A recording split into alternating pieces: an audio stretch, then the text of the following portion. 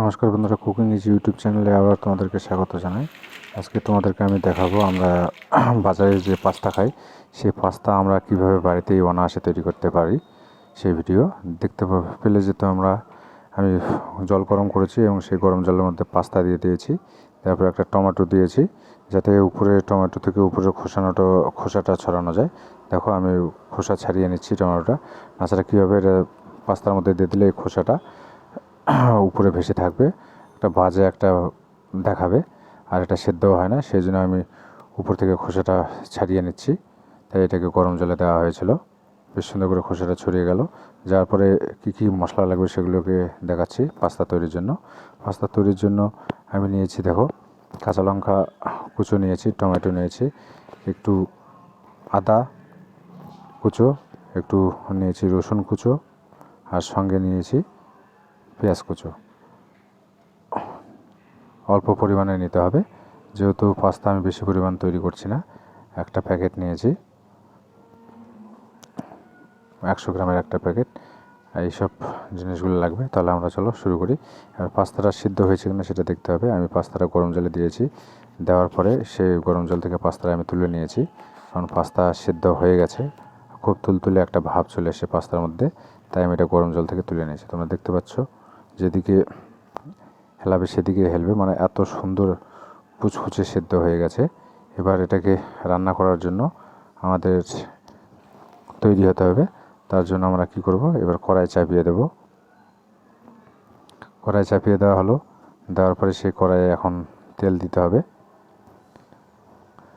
আমি পরিমাণ মতো তেল দিয়ে দিলাম। দিয়ে তেলটাকে গরম করতে হবে।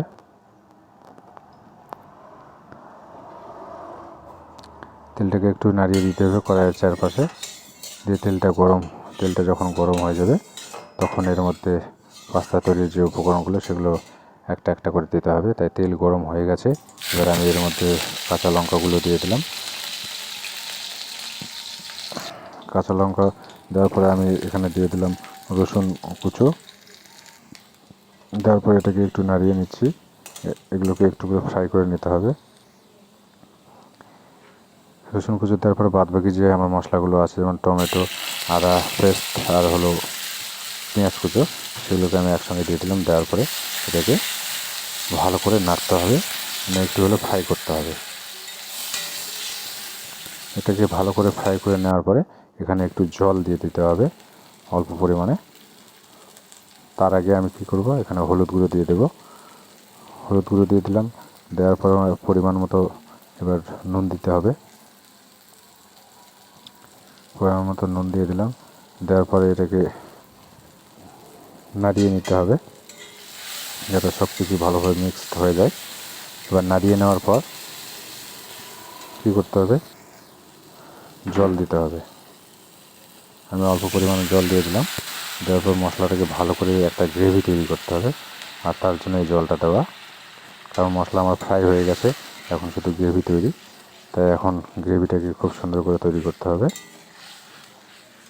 তোমরা দেখতে পাচ্ছ আমার মোটামুটি গ্রেভি তৈরি হয়ে গেছে। খুব সুন্দর একটা কালার, তার সঙ্গে গ্রেভি চলে এসে এটাকে আর একটু ভালো করে এরকম করে থেতিয়ে দিতে হবে যতটা পারা যায়, তাহলে গ্রেভিটা আরও ভালো হবে। এবার দেওয়ার পরে টমেটো